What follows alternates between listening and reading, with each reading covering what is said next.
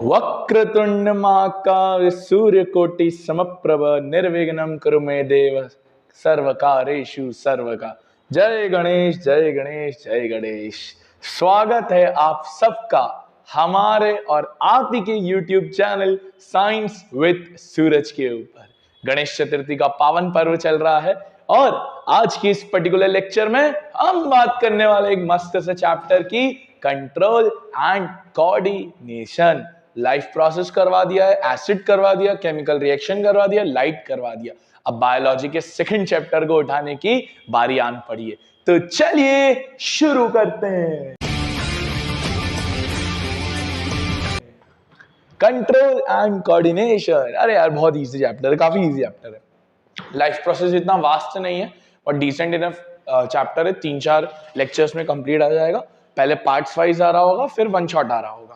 तो यार क्या मीनिंग है सर कंट्रोल एंड कोऑर्डिनेशन का? हमारे ह्यूमन बॉडी के अंदर तमाम ऐसी एक्टिविटीज होती है जो कंट्रोल करी जाती है for our betterment. Like brain, हमारा ब्रेन बहुत कंट्रोल करता है हमारी सारी एक्टिविटीज को। जैसे जो मैं अभी बोल रहा हूं, मैं भले अपने माउथ से बोल रहा हूं, बट इंफॉर्मेशन मेरे ब्रेन में स्टोर्ड है और वो स्टोर्ड इंफॉर्मेशन आप तक पहुंच रही है। इसी को बोलते हैं कंट्रोल। और कोऑर्डिनेशन का मतलब तमाम ऐसे ऑर्गन्स, तमाम ऐसी चीजों को कोऑर्डिनेट करके रखना, एक सिस्टमेटिक वे में रखना, ताकि एक बेटर आउटपुट, एक बेटर रिजल्ट निकल पाए।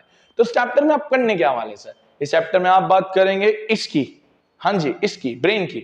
आप बात कर रहे होंगे तमाम हार्मोन्स की, हाँ, हैप्पी हार्मोन, सैड हार्मोन, ये हार्मोन, वो हार्मोन, इनकी बात कर रहे होंगे। आप बात कर रहे होंगे प्लांट्स की, प्लांट्स क्या करते हैं, कैसे हार्मोन्स होते हैं, प्लांट की मूवमेंट्स क्या होते हैं। तो बहुत इजी चैप्टर है दोस्त। चलिए, तो ये जो चैप्टर है इसमें हम 2 पार्ट्स हैं, प्लांट्स और ह्यूमंस। प्लांट्स पहले, फिर एनिमल्स, ह्यूमंस बाद में। सबसे पहले एक वर्ड का मतलब पता होना चाहिए, स्टिमुलस। यार स्टिमुलस बहुत ही सिंपल चीज होती है, ऐसी चीज जो एक्सटर्नली है और जिससे हमारा एनवायरनमेंट शेप हो रहा है। यार फॉर एग्जांपल, आप अभी मुझे सुन पा रहे हो, तो यानी मेरी आवाज आपके लिए एक स्टिमुलस है। आप मुझे अपने फोन से देख पा रहे हो, यानी मेरी जो इमेज है वो आपके लिए एक स्टिमुलस है। मैं आपको आके एक मस्त सा चाटा मारू होमवर्क नहीं करने का, तो मेरा हाथ आपके लिए एक स्टिमुलस है। स्टिमुलस मतलब हर वो चीज जो बाहर हो रही है उसी को क्या बोला जाता है, स्टिमुलस। आपकी क्रश का मैसेज आ रहा है, वो एक स्टिमुलस है। आप उसकी इमेजिनेशन में जा रहे हो, वो एक स्टिमुलस है। यानी ये सभी स्टिमुलस होते हैं यार। तो देखो, the change in the environment जिस पे ऑर्गेनिज्म रिस्पॉन्ड करता है is called as stimulus. Light हो सकता है, heat, cold, sound, smell, taste, touch, pressure, pain, water, कितनी चीजें होती है, सब के सब क्या कहलाते हैं, स्टिमुलस कहलाते हैं। तो स्टिमुलस मतलब कोई भी चीज जिससे हमारे एनवायरनमेंट में हम उसके प्रति रिस्पॉन्ड कर रहे हैं, रिएक्ट कर रहे हैं। अब देखिए, प्लांट्स में हम सबसे पहले पढ़ेंगे हार्मोन्स, कि भाई प्लांट्स के क्या हार्मोन्स होते हैं। अब प्लांट्स रोता हंसता नहीं है, बट भाई वो भी तो लिविंग ऑर्गेनिज्म है, वो भी तो फील कर रहा है। उसके पास भी कुछ हार्मोन्स हैं जो उसकी ग्रोथ में प्रमोट कर रहे हैं, जो उसकी चीजों में प्रमोट कर रहे हैं, वो हार्मोन्स होते हैं। तो सर देखो, plants do not have nervous system, हमारी तरह ये ब्रेन नहीं होता, बट भैया उनके पास हार्मोन्स होते हैं, उसी से सारा ये काम करते हैं। 2 तरह के हार्मोन्स होते हैं, एक तो ग्रोथ हार्मोन होते हैं और एक इनहिबिटर हार्मोन होते हैं। ग्रोथ तो आपको समझ में ही आ रहा है, जो प्लांट को ग्रोथ दे। इनहिबिटर का मतलब होता है जो ग्रोथ ना दे, ग्रोथ को स्टॉप करे। और ये सर तो बकवास हार्मोन हो ना बेटा, ज्यादा ग्रोथ भी दिक्कत है, ज्यादा ग्रोथ भी प्लांट के लिए दिक्कत है, कम ग्रोथ भी प्लांट के लिए दिक्कत है। तो ये इनहिबिटर हार्मोन मेक श्योर करता है कि प्लांट्स ओवर ग्रो ना हो जाए, यार प्लांट्स की ग्रोथ एक लिमिट में रहे। इस वजह से दोनों ही अपना काम करते हैं, ग्रोथ हार्मोन में, इनहिबिटर हार्मोन में। तो अगर आपसे पूछे कि ऑड वन आउट कौन सा है, तो इनहिबिटर हार्मोन है। अच्छा, इसमें हम 3 पढ़ते हैं, ऑक्सिन्स, जिबरलिन्स और साइटोकिनिन्स। इसमें हम एक पढ़ते हैं एब्सिकस एसिड। चारों में से ऑड वन आउट कौन सा है सर? एब्सिकस एसिड, क्योंकि ये ग्रोथ को रोकता है और ये तीनों ग्रोथ को प्रदान करते हैं, प्रोवाइड करते हैं। आओ इन सबके बारे में डिटेल में पढ़ते हैं कि क्या किसका काम होता है, पता होना चाहिए। ऑक्सिन्स का काम होता है भाई सेल इनलार्जमेंट, सेल को इनलार्ज करने का काम। सेल डिफरेंशिएशन, ये इनका मेन काम होता है। फ्रूट्स की ग्रोथ को प्रमोट करते हैं यार, है ना। जनरली टिप्स में प्रेजेंट रहते हैं, shoot tips, root tips, shoot एकदम टॉप वाला, रूट एकदम बॉटम वाला, है ना। तो स्टेम्स, रूट्स, ये सारी चीजें। और ये लाइट के अवे मूव करता है ना, जैसे लाइट आ रही होगी तो ये अवे मूव कर जाएंगे। जैसे मान लो लाइट लेफ्ट से आ रही है तो ऑक्सिन्स राइट में अपना मूवमेंट शो करते हैं। तो ये होते हैं छोटे से oxygen, cell enlargement, cell differentiation, इनका मेन काम होता है। जिबरेलिन्स, इनका काम होता है शूट इलोंगेशन, जो शूट रहता है उसको ऊपर बढ़ाने का काम इन भाई साहब का रहता है। स्टेम इलोंगेशन भी इसी का भाई है, स्टेम इलोंगेशन भी इसी का फंक्शन है। Cytokinin, cell division, mitosis meiosis आप पढ़ते थे 9 में, वो सेल डिवीजन का काम होता है। एजिंग को डिले करते हैं, मतलब जो लीव्स गिर जाती है एजिंग की वजह से उसको डिले कर देते हैं एजिंग को। और ओपनिंग ऑफ स्टोमेटा, याद है ना गार्ड सेल्स वाला फंडा, ओपनिंग ऑफ स्टोमेटा को प्रमोट करते हैं और फ्रूट ग्रोथ को भी प्रमोट करते हैं। एब्सिसिक एसिड इनहिबिटर हार्मोन, तीनों ग्रोथ दे रहे थे बट ये ग्रोथ को रोकेगा। देखो ग्रोथ इनहिबिटर हार्मोन होता है, क्लोजिंग ऑफ स्टोमेटा करता है। क्या करता है? Closing of stomata. और जो ज़ेरोफाइट्स होते हैं, sir what are xerophytes? Xerophytes मतलब एरिड प्लांट्स, सूखे प्लांट्स, जनरली जो राजस्थान वाले एरिया में ग्रो होते हैं, कम रेनफॉल में ग्रो होते हैं, ज्यादा टेम्परेचर में ग्रो होते हैं, that are called as xerophytes. Xerophytes में ये ट्रांसपिरेशन को रोकता है। याद है ट्रांसपिरेशन लाइफ प्रोसेस में पढ़ा था, लॉस ऑफ वाटर। तो लॉस ऑफ वाटर ट्रांसपिरेशन को ये रोकने का काम करता है। टॉलरेंस ऑफ प्लांट्स को बनाता है। Abscisic acid wilting and falling off leaves को भी प्रमोट करता है और detachment of flowers and fruits को भी ये कॉज करता है। छोटे छोटे से फंक्शंस हैं, आपको ये पता होने चाहिए। जनरली क्वेश्चन ऐसे आता है कि name the hormone which is responsible for this, mainly ये आता है। क्लियर है सर?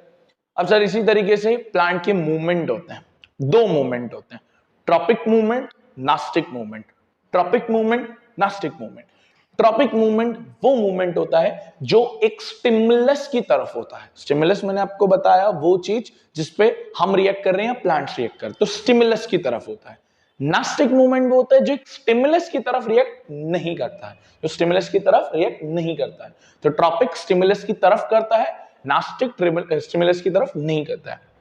ट्रॉपिक एक डायरेक्शनल मूवमेंट है। डायरेक्शनल मतलब जहां से स्टिमुलस की डायरेक्शन आ रही होगी वहीं वो प्लांट का पार्ट ग्रो हो जाएगा। नास्टिक एक नॉन डायरेक्शनल मूवमेंट है, यानी यहां कोई डायरेक्शन देखने को नहीं मिलती। तो जरा चेक करिएगा, ट्रॉपिक क्या होता है sir? In response to external stimulus, ये डायरेक्शनल मूवमेट होता है। क्या होता है? Directional movement. कोई पार्ट अगर उस तरफ जा रहा है तो पॉजिटिव ट्रॉपिज्म, अवे जा रहा है तो negative tropism, as simple as that. कोई पार्ट उधर जा रहा है तो पॉजिटिव, आगे अवे जा रहा है तो नेगेटिव। एग्जांपल से समझते हैं। अब ये 5 तरह का होता है दोस्त, phototropism, geotropism, chemotropism, hydrotropism, thigmotropism. 5 होते हैं। आओ इन 5 को समझते हैं। सबसे पहले फोटोट्रोपिज्म। नाम से समझ में आ रहा है, फोटो इज फॉर लाइट। मान लो लाइट लेफ्ट से आ रही है तो प्लांट का टॉप पार्ट शूट वो भी लेफ्ट की तरफ ग्रो हो जाएगा। तो देखो movement of plant in response to light. Common sense से सोचो, शूट पॉजिटिव शो कर रहा होगा क्योंकि वो उस तरफ ग्रो हो रहा होगा, और जो रूट नीचे जड़ी हुई है जो नीचे की तरफ है वो नेगेटिव, उसका ग्रोथ नहीं हो रहा होगा।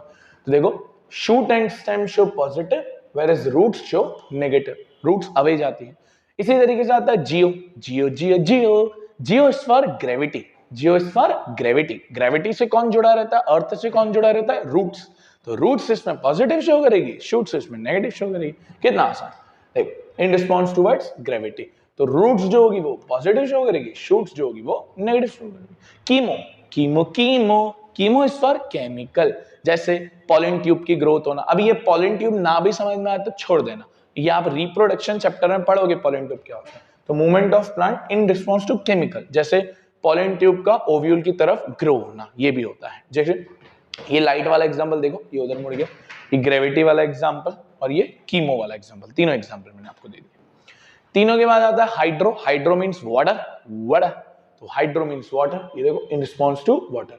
Roots always show positive movement. Roots हमेशा क्या शो करते हैं? पॉजिटिव। चेक करो, ये मॉइस्ट सॉइल है, ये स्ट्रेट ग्रो हो रही है। जहां ज्यादा पानी है, ये देखो ये ज्यादा पानी है ब्लू कलर का, तो उस तरफ रूट्स ग्रो हो रही है, दिख रहा है आपको।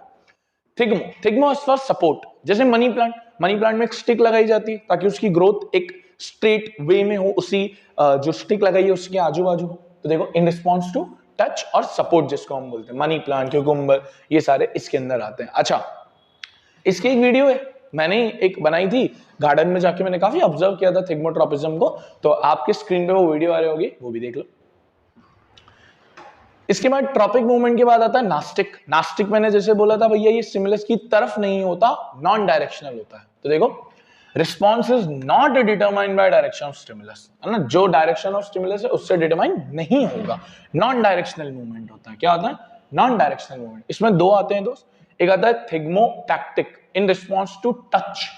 छुई मुई पता है, छुई मुई, छुई मुई, छुई मुई, छुई मुई, छुई मुई, छुई मुई, छुई मुई, अरे कुछ नहीं छुई मुई, टच मी नॉट प्लांट। अगर देखा हो सिंपल से टच करते हैं तो ऐसे बंद हो जाता है टच की तरफ, तो इसको बेसिकली थिग्मोनास्टिक बोलते हैं या थिग्मोटैक्टिक बोलते हैं। एक आता है फोटोनास्टिक, अगेन लाइट, तो ये होता है सनलाइट और नाइट के रेफरेंस में, डे और नाइट के रेफरेंस में। जैसे कुछ प्लांट्स होते हैं जो क्लोज कर देते हैं डे में और फिर कुछ होते हैं जो ओपन कर देते हैं, इसको बोलते हैं towards light, sunlight, day night, इसको बोलते हैं आप फोटोनास्टिक।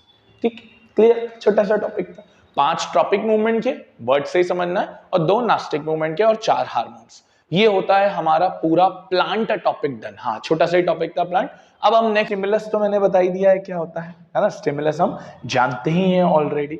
सर उसी स्टिमुलस के प्रति जो हम रिएक्ट करते हैं, रिस्पॉन्ड करते हैं, उसी को हम कंट्रोल कोऑर्डिनेशन का नाम दे देते हैं, और ये रिएक्ट हम देते हैं हमारे सेंस ऑर्गन से। जैसे आप अभी मेरी आवाज सुन पा रहे हो अपने कानों से, मुझे देख पा रहे हो आंखों से, अगर आप मुझे ऑफलाइन में टच कर पा रहे होते तो आप बेसिकली अपनी स्किन का यूज कर पा रहे होते, आप कोई चीज की स्मेल लेते हो वो नोज से ले पाते हो। ऐसे तमाम सेंस ऑर्गन्स होते हैं जिससे हम एनवायरनमेंट की तमाम चीजें समझ पाते हैं, देख पाते हैं, फील कर पाते हैं।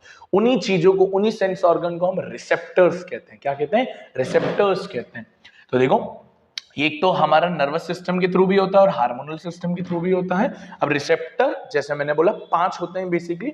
एक होता है फोनो रिसेप्टर, नाम से समझ में आ रहा है ईयर की बात कर रहा होगा, यह हमको बेसिकली सुनने के काम आएगा। फोटो रिसेप्टर जनरली आइस की बात कर रहा है, देखने के काम आएगा, लाइट वगैरह। All factory acid base and salt में पढ़ा था दोस्त, नोज स्मेल करने के बेसिक काम आता है। थर्मो, बार बार ये वर्ड आया है, heat that is skin, detect करने के लिए कोल्ड, स्किन, पेन वगैरह। गस्टैटरी, टंग, टेस्ट, तुम खाते हो ना मस्त सा पनीर लबाबदार, ओए होए होए होए होए होए, चीज मैगी, ओए होए होए होए होए होए, ये सब आप टंग से टेस्ट कर पाते हो, गस्टैटरी से टेस्ट कर पाते हो। सर एक्चुअली जो हमारा ह्यूमन नर्वस सिस्टम होता है, इंसानी नर्वस सिस्टम होता है, इंसानी पूरा नर्वस सिस्टम होता है, उसमें मेन एंटिटी रहता है ब्रेन, जो सारी चीजों को कोऑर्डिनेट करता है। और ब्रेन की फंक्शनल यूनिट, स्ट्रक्चरल यूनिट कहलाती है न्यूरॉन। क्या कहलाती है? न्यूरॉन। याद है आपने क्लास 9th में टिश्यू चैप्टर के अंदर पढ़ा था न्यूरॉन, तो ये होता है बेसिकली न्यूरॉन। तो देखो, नर्वस सिस्टम जो इफेक्टिवली वर्क करते हैं, और ये कैसे वर्क कर पाते हैं? Via the help of neuron. Neuron याद है? भूल गए? देखो ऐसा स्ट्रक्चर होता था क्या कुछ, ऐसे बीच में न्यूक्लियस, फिर ऐसे ये डेंड्राइट, फिर ऐसे ये एक्सॉन, और ये ऐसे नर्व एंडिंग, ऐसे शॉनवन सेल होते थे, माइलिन शीट होती थी, ये सब याद है? भूल गए हो? सर इसी को न्यूरॉन बोलते थे।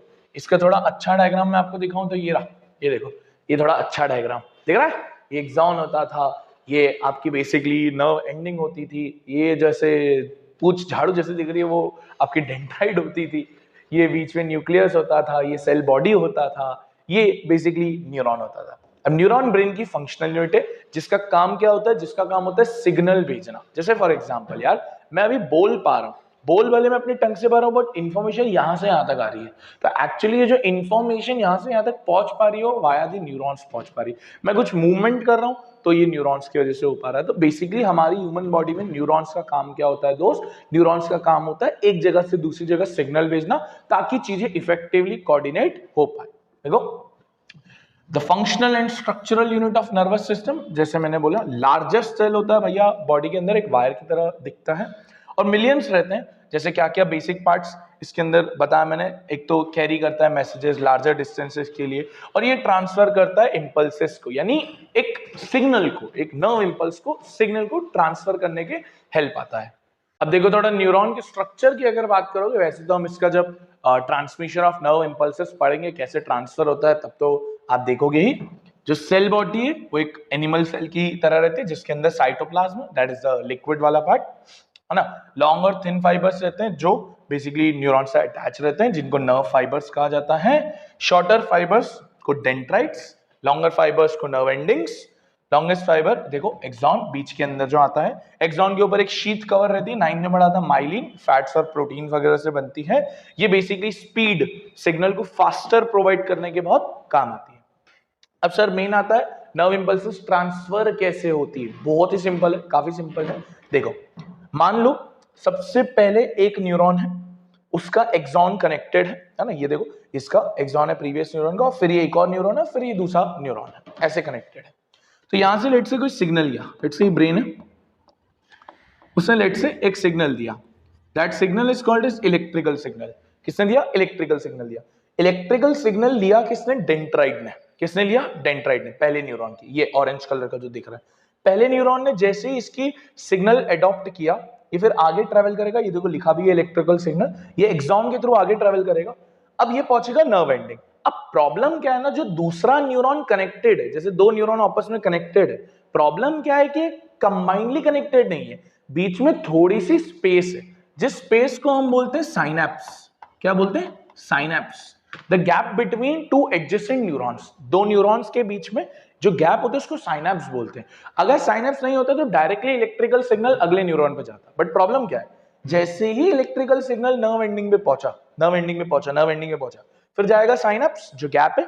अब प्रॉब्लम ये देखो, ये साइनैप्स, प्रॉब्लम यहां पर होती है केमिकल रिएक्शंस, यहां पर निकलते हैं केमिकल, आपके बहुत सारे केमिकल रिएक्शंस निकलते हैं जो बेसिकली नर्व एंडिंग्स पे निकलते हैं, जिनको हम प्यार से न्यूरोट्रांसमीटर्स कहते हैं। क्या कहते हैं? न्यूरोट्रांसमीटर्स कहते हैं। इसी में कुछ केमिकल का नाम होता है डोपामिन, एक एग्जांपल।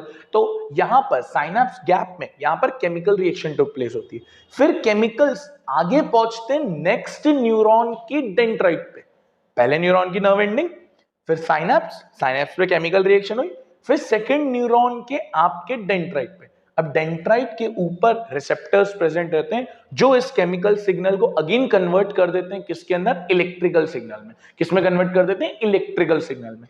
फिर जैसे ही इलेक्ट्रिकल सिग्नल अगेन एक्सॉन पे ट्रेवल करेगा सेकंड न्यूरॉन पे, फिर पहुंचाएगा नर्व एंडिंग, फिर नर्व एंडिंग के बाद थर्ड न्यूरॉन और सेकंड न्यूरॉन की गैप को साइनैप्स, वहां केमिकल रिएक्शन होगी, फिर थर्ड न्यूरॉन की डेंड्राइट रिसेप्टर्स कलेक्ट करेंगे, फिर कन्वर्ट करेंगे केमिकल को इलेक्ट्रिकल में। ऐसी प्रोसेस चलते रहेगी तब तक जब तक ये फाइनल ऑर्गन तक ना पहुंच जाए, जहां तक आपको पहुंचाना है, जहां तक आपको मसल पहुंचाना है। इस तरीके से ये नर्व इंपल्सेस ट्रैवल करती है। देखो, तो जैसे मैंने बोला, इंफॉर्मेशन रिसीव डेंड्राइट से होती है, यहाँ पर एक केमिकल रिएक्शन होती है जिससे इलेक्ट्रिकल इंपल्स बनता है, फिर ये ट्रैवल करता है न्यूरॉन सेल बॉडी, फिर ends of axon through axon, फिर यहाँ पर रिलीज ऑफ केमिकल्स जो एंड में होता है, at the end of axon, फिर केमिकल्स पास होते हैं साइनैप्स से, रीच करते हैं डेंड्राइट अदर न्यूरॉन की, फिर वापस से ये इलेक्ट्रिकल इंपल्स तक जाते हैं और फाइनली कहां पहुंचा दिए जाते हैं? Muscle cell, that is effector organ, muscle cell या जो भी फाइनल इफेक्टर सेल है वहां तक पहुंचा दिया जाता है। इस तरीके से ये पूरी प्रोसेस नट शेल में चलती है। क्लियर है सर? सिंपल दी प्रोसेस थी।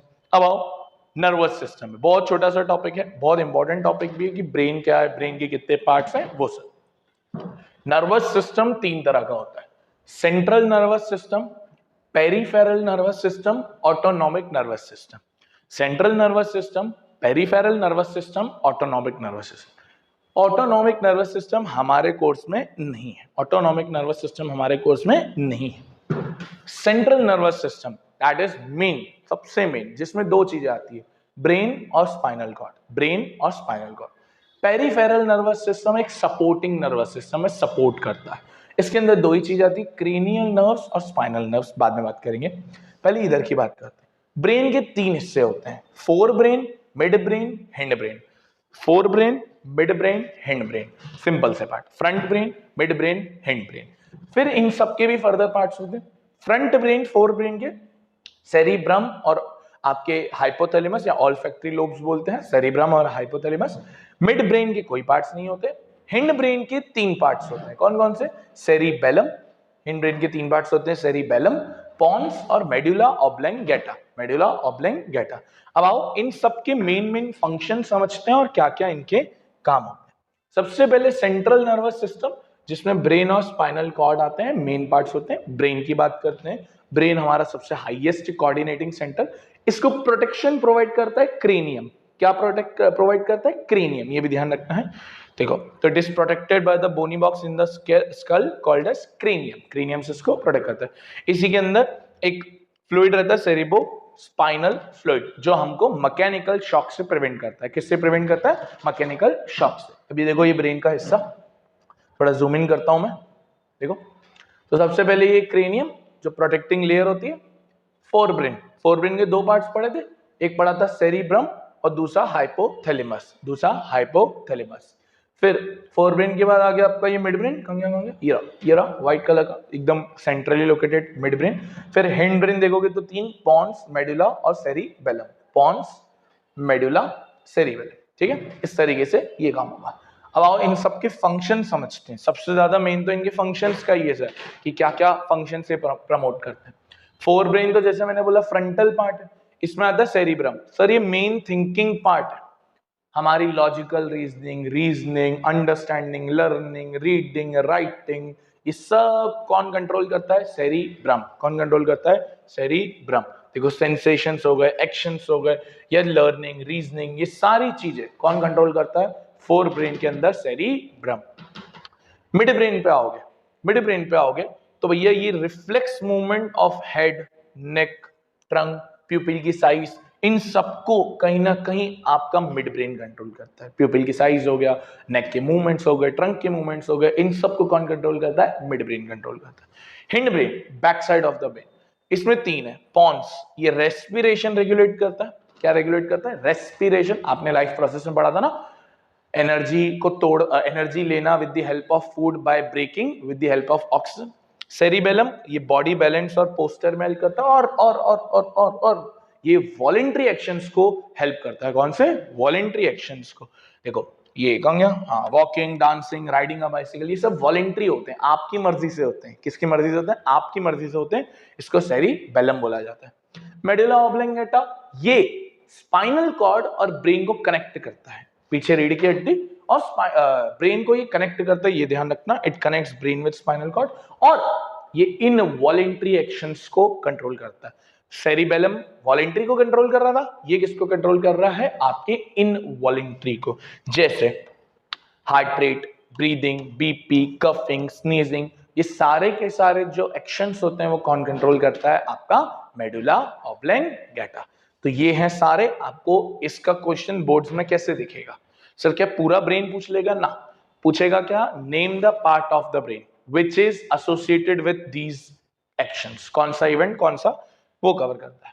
फिर आता है स्पाइनल कॉर्ड, ऑल्दो हमारे एग्जाम में और इसमें बहुत ज्यादा क्वेश्चन आए नहीं है। ये होता है स्पाइनल कॉर्ड, ये देखो ये ब्रेन से कनेक्टेड रहती है बेसिकली। देखो एक तो ये किससे सराउंडेड रहती है, इंक्लोज रहती है? वर्टिब्रल कॉलम से। इसमें से 31 पेयर्स ऑफ नर्व्स निकलती है। कितनी पेयर्स निकलती है? 31 पेयर्स ऑफ नर्व्स निकलती है। बाकी ये मैं आपको भी पढ़ाऊंगा, स्पाइनल रिफ्लेक्स सेक्शंस। फिर आता है second nervous system, peripheral nervous system. जैसे मैंने बोला था ये सपोर्टिंग नर्वस सिस्टम होता है। कैसा? सपोर्टिंग नर्वस सिस्टम होता है। जितनी भी नर्व्स होती है बॉडी में वो सारी की सारी पीएनएस बनाती है, that is peripheral nervous system. दो तरह की होती है, स्पाइनल नर्व्स, क्रेनियल नर्व्स। नाम से ही समझ में आना चाहिए, स्पाइनल नर्व्स कहां से निकलेगी? स्पाइनल कॉर्ड से निकलेगी। क्रेनियल नर्व्स कहां से निकलेगी? ब्रेन से निकलेगी। ये पता होना चाहिए सर, स्पाइनल नर्व्स 31 पेयर्स होती है, वो पीछे भी पढ़ा था। और क्रेनियल नर्व्स कितनी पेयर्स होती है? 12 पेयर्स होती है, ठीक है, ये आपको पता होना चाहिए। छोटा सा पेरिफेरल नर्वस सिस्टम, एमसीक्यू आ सकता है तो आ सकता है, बाकी तो नहीं। लास्ट चीज ह्यूमंस के अंदर, फिर हार्मोन्स बचते हैं। रिफ्लेक्स सेक्शन, बढ़िया, सबसे बेस्ट टॉपिक लगता है मुझे तो। रिफ्लेक्स सेक्शन वो एक्शन होता है जो बहुत सडन होता है, विदाउट एनी थिंकिंग। जैसे यार मान लो गैस पर चाय उबल रही है, आपको नहीं पता चाय कितनी गर्म है, तो आपने ऐसे हाथ लगाया, धड़ल्ले से पीछे ले लिया, that is called as reflex action. अब आराम से सोए हुए, स्कूल में करते हैं ना, आराम से सोए हुए, पीछे से एक बंदा आया, टुई सुई चुबा दी और ऐसे झड़ल्ले से उड़ जाती। या आप आराम से सोए हुए, कान में ऐसे डालते हैं ना कुछ, उससे आप झड़ल्ले से उड़ गए, that is called as reflex action, sudden action, जहां आपके ब्रेन को नहीं सोचना पड़ा। जैसे वो कुकर को जब हाथ लगाया, गरम कुकर को, तो ऐसे हाथ लगाया, अब सोचा नहीं यार हाथ हटा लेता हूं, गरम लग रहा होगा, इतना टाइम नहीं होता, वरना तो खत्म हो जानी है भाई वो चीज। इस वजह से ये वो मूवमेंट्स होते हैं जो ब्रेन के अंडर कंट्रोल में नहीं होते हैं। कौन किसके अंडर कंट्रोल में नहीं होते? ब्रेन के अंडर कंट्रोल में नहीं होते हैं। तो देखो सडन रिस्पॉन्स होता है, ऑटोमेटिक और सडन रिस्पॉन्स होता है एक्सटर्नल स्टिमुलस के प्रति, is called as reflex action. और ये ब्रेन के कंट्रोल में नहीं होता है, which is not under the control of brain, involuntary in nature होता है, हमारी मर्जी से नहीं होता। टचिंग और plate, yawning, sneezing, basically yawning और स्नीजिंग कंट्रोल करता है ब्रेन, है ना। बट एक्चुअली जो रिफ्लेक्स एक्शन है दो तरह के होते हैं, हमारे उसमें नहीं लिखते हैं बट पता होना चाहिए, क्रेनियल रिफ्लेक्स एक्शन और spinal reflex action. Basically cranial reflex action वो रिफ्लेक्स एक्शन होते हैं जो ब्रेन के अंडर कंट्रोल में होते हैं, जैसे स्नीजिंग, वॉमिटिंग, कफिंग। और स्पाइनल रिफ्लेक्स एक्शंस वो होते हैं जो ब्रेन के अंडर कंट्रोल में नहीं होते हैं, वहां डायरेक्ट स्पाइनल कॉर्ड का काम आता है। ऐसा देखो, अब पाथवे समझोगे कि कैसे होता है। देखो सबसे पहले आपने इस कुकर को हाथ लगाया, तो हाथ में प्रेजेंट है, पहले तो कुकर हो गया एक्सटर्नल स्टिमुलस, हाथ में प्रेजेंट है रिसेप्टर्स, हाथ में प्रेजेंट है क्या, रिसेप्टर्स। रुको जूम इन करते हैं, हाथ में प्रेजेंट है क्या, रिसेप्टर, थर्मो रिसेप्टर, क्योंकि हीट डिटेक्ट कर रहे हो स्किन। अब कोई एक न्यूरॉन लेके जाएगा डायरेक्ट स्पाइनल कॉर्ड पे, वो न्यूरॉन का नाम होता है सेंसरी न्यूरॉन। क्या नाम होता है, सेंसरी न्यूरॉन। ये लेके जाएगा, ये लेके गया स्पाइनल कॉर्ड, जो सीएनएस के अंदर, ब्रेन में नहीं जाता, स्पाइनल कॉर्ड में जाता। यहाँ एक रिले न्यूरॉन बैठा हुआ है, कौन बैठा हुआ है, रिले न्यूरॉन, जिसका काम होता है मैसेज को इंटरप्रीट करना। क्या काम होता है इसका, मैसेज को इंटरप्रीट करना और फिर रिपोर्ट, रिस्पॉन्ड करना उसके प्रति। तो सेंसरी न्यूरॉन लेके आया भैया, हीट बहुत गर्माहट है, रिले न्यूरॉन ने इंटरप्रीट किया। अब वापस मैसेज भी तो जाना है कि भैया हाथ हटा लो वरना हाथ जल जाएगा, तो रिले न्यूरॉन मोटर न्यूरॉन को संदेशा देगा कि बेटा जाओ हाथ हटा के आओ। तो सेंसरी न्यूरॉन लेके गया, रिले न्यूरॉन ने इंटरप्रीट किया, मैसेज बनाया, मैसेज बना के दिया किसको, मोटर न्यूरॉन को, मोटर न्यूरॉन लेके आया हाथ पर और मसल इफेक्टर ऑर्गन पे उसको पीछे कर लिया। इसी को बोला जाता है क्या, रिफ्लेक्स एक्शन। क्या बोला जाता है, रिफ्लेक्स एक्शन। और सर ये जो पाथ था, इस पाथ को बोला जाता है रिफ्लेक्स आर्क। क्या बोला जाता है इस पाथ को, रिफ्लेक्स आर्क। तो ये होता है छोटा सा रिफ्लेक्स एक्शन। सबसे पहले हार्मोन्स वो केमिकल सब्सटेंसेस होते हैं जो हमारी बॉडी की ग्रोथ, बॉडी के इमोशंस, बॉडी की नर्चरिटी के लिए बहुत इंपॉर्टेंट रहते हैं। तो देखो ये केमिकल सब्सटेंसेस होते हैं जो ग्रोथ और काफी कुछ को प्रमोट करते हैं बेसिकली। अब सर दो तरह के ग्लैंड्स होते हैं, पहले तो ये पता होना चाहिए, एक होते हैं एंडोक्राइन, एक होते हैं एक्सोक्राइन। एक होते हैं एंडोक्राइन, एक होते हैं एक्सोक्राइन। एंडोक्राइन ग्लैंड वो ग्लैंड होते हैं जो अपना सिक्रीशन, मतलब अपना प्रोडक्शन, अपनी चीज डायरेक्टली ब्लड में डाल देते हैं। किस में डाल देते हैं, डायरेक्टली। उनको कोई पाइप की जरूरत नहीं पड़ती। याद करो मैंने आपको लाइफ प्रोसेस में एक चीज बताई थी कि पाइप को हम बायोलॉजी में डक्ट कहते हैं। क्या कहते हैं, डक्ट कहते हैं। तो ये वो है जिनको कोई भी डक्ट की जरूरत नहीं होती, कोई पाइप की जरूरत नहीं होती, डायरेक्टली डाल सकते हैं। ऐसे को क्या बोलते हैं हम, एंडोक्राइन। क्योंकि इनको डक्ट नहीं लगता इसलिए डक्टलेस बोलते हैं इनको। क्या बोलते हैं, डक्टलेस। सर इसी के उल्टे होते हैं एक्सोक्राइन। वो लोग, वो ग्लैंड अपना सिक्रीशन वाया डक्ट डालते हैं, विथ अ पाइप डालते हैं, that are called as exocrine या डक्ट ग्लैंड्स। तो देखो ये डायरेक्टली इनटू द ब्लड डालते हैं विदाउट एनी डक्ट, है ना, कोई ट्यूब या कोई डक्ट वगैरह की जरूरत नहीं होती, इसलिए इन्हें हम क्या कहते हैं यार, डक्टलेस ग्लैंड। क्या कहते हैं, इसलिए हम इन्हें डक्टलेस ग्लैंड कहते हैं। एक्सोक्राइन ये डायरेक्टली अपना सिक्रीशन नहीं डालते, विथ डक्ट डालते, वाया डक्ट डालते हैं, इसलिए इनको क्या बोला जाता है, डक्ट ग्लैंड्स बोला जाता है। पेनक्रियास एक ऐसा है जो एंडोक्राइन भी है और एक्सोक्राइन भी है। जैसे एंडोक्राइन इंसुलिन जो उसका हार्मोन है, एक्सोक्राइन उसके पेनक्रियाटिक जूसेस, याद है ट्रिप्सिन, अमाइलेस, लिपेस, वो चीजें। आओ हम कुल टोटल 9 पढ़ने वाले हैं हार्मोन्स, कहां क्या कैसे फंक्शन सब पढ़ने वाले हैं। आओ एक एक करके समझते हैं। सबसे पहले हाइपोथैलेमस, ये तो आप अभी ब्रेन वाले पार्ट के अंदर भी पढ़ के, ये प्रेजेंट रहता है कि सर कहां पर, ये प्रेजेंट रहता है सर ब्रेन के अंदर प्रेजेंट रहता है, कहां, दिमाग के अंदर प्रेजेंट रहता है। याद हो तो फोर ब्रेन का पार्ट होता है। ये रिलीजिंग हार्मोन और इनहिबिटरी हार्मोन रिलीज करता है। याद करो प्लांट में भी एक इनहिबिटर हार्मोन था क्या, एब्सिकस एसिड, जो ग्रोथ को रोकता था। बस सेम काम ह्यूमन बींग्स में हाइपोथैलेमस करता है, इनहिबिटरी हार्मोन रिलीज करता है ताकि ग्रोथ एक लिमिट में रहे। Control secretions from pituitary gland, अभी मैं बताता हूं पिट्यूटरी क्या होता है, फिर उस पर वापस आएंगे। सेकंड मोस्ट इंपॉर्टेंट जो आता है वो आता है पिट्यूटरी, बहुत ही इंपॉर्टेंट प्रेजेंट रहता है सर ये हाइपोथैलेमस के यहां पर ही।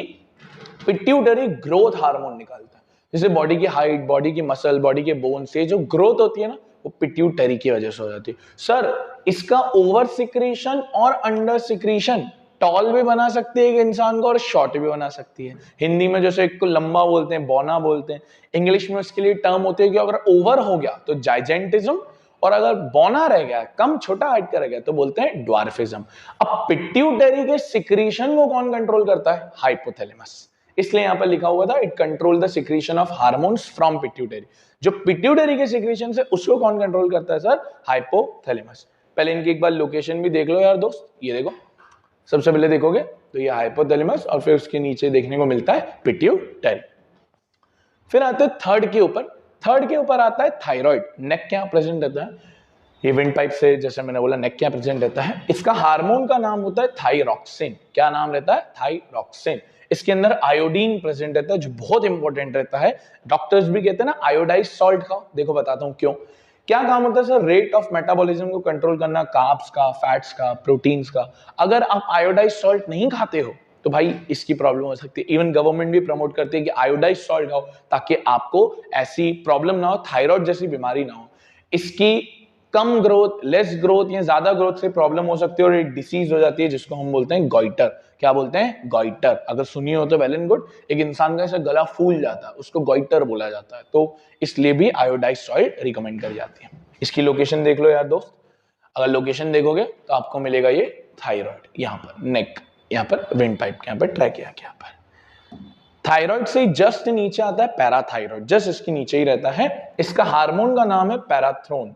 क्या नाम है? पैराथ्रोन। इसका काम होता है कैल्शियम और फॉस्फेट लेवल्स को कंट्रोल करना। किसको कंट्रोल करना? कैल्शियम और फॉस्फेट लेवल। ये जस्ट नीचे रहता है। फिर आता है फिफ्थ थाइमस, बहुत important. Thymus basically immunity control करता है। क्या करता है? इम्यूनिटी कंट्रोल करता है। लोअर पार्ट ऑफ नेक, नेक के थोड़ा लोअर पार्ट में होता है। थाइमस हार्मोन निकालता है और जिसका काम होता है डेवलपमेंट ऑफ इम्यून सिस्टम। छोटे बच्चों में थाइमस की ग्रोथ ज्यादा होती है कंपेयर टू एल्डर एज। तो एक बार इसकी भी लोकेशन देख लो यार दोस्त, देखोगे तो ये मिलेगा थोड़ा सा नेक के नीचे। ठीक है, लोकेशन चेक करते जाना। फिर आता है आपका छठा और very important hormone pancreas. Pancreas जैसे तो एंडोक्राइन भी, एक्सोक्राइन भी। इसके हार्मोन का नाम होता है इंसुलिन। क्या होता है? इंसुलिन। एक्चुअली अगर आपने सुना आपके घर में अगर खुदा ना खास्ता कोई ब्लड शुगर का मरीज हो या शुगर का कोई पेशेंट हो तो इंसुलिन आपके जहन में होगा। इंसुलिन का काम होता है to control blood sugar level, कि ब्लड में जो शुगर लेवल है उसको कंट्रोल करने का काम कौन करता है? इंसुलिन। देखो, function is to control blood sugar level, lower the blood sugar level. Blood glucose level भी बोलते हैं, शुगर लेवल भी बोलते हैं। और अगर डेफिशिएंसी हो गई, इंसुलिन की कमी हो गई, तो भाई जो आपको पता ही है बीमारी हो जाती है डायबिटीज। क्या हो जाती है? डायबिटीज, है ना। अपने इंडिया में उसको कॉमनली शुगर बोल दिया जाता है कि आई हैव शुगर। अरे अमेरिका में जाओगे और बोलेगा आई हैव शुगर, तुम्हारे पास शक्कर है?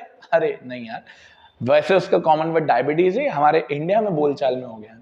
हाई शुगर लेवल काफी हार्मफुल इफेक्ट्स लेके आते हैं और डायबिटिक पर्सन को फिर हमें इंसुलिन की इंजेक्शंस देनी पड़ती है। आपको पता होगा वैसे जिनके यहाँ पर है तो इंसुलिन की इंजेक्शन ठोकनी पड़ती है भैया, ताकि इंसुलिन का सिक्रीशन बराबर चलता रहे। ठीक है, तो देखो पेनक्रियास कहाँ है सर? ये स्टमक के यहाँ पे। आपने देखा ये वो पत्ती जैसा शेप रहता है, लाइफ प्रोसेस में पढ़ा था।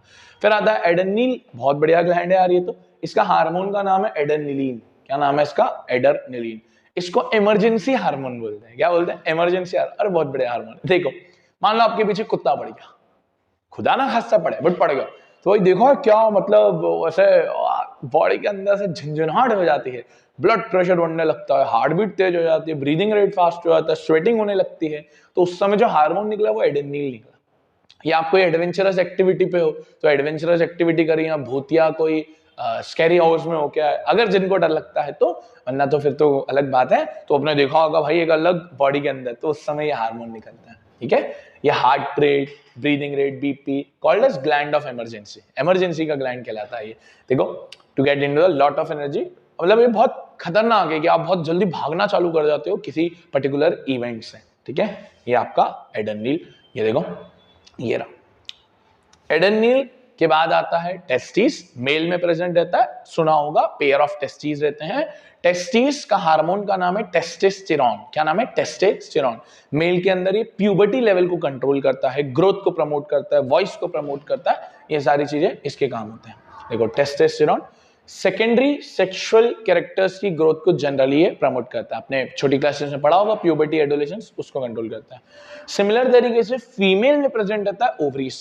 दो हार्मोन होते हैं एस्ट्रोजन और प्रोजेस्टेरॉन। एस्ट्रोजन और प्रोजेस्टेरॉन, देखो एस्ट्रोजन और progesterone. Menstrual cycle, egg releasing cycle, periods वाली साइकिल को कंट्रोल करने का काम होता है सर इसका।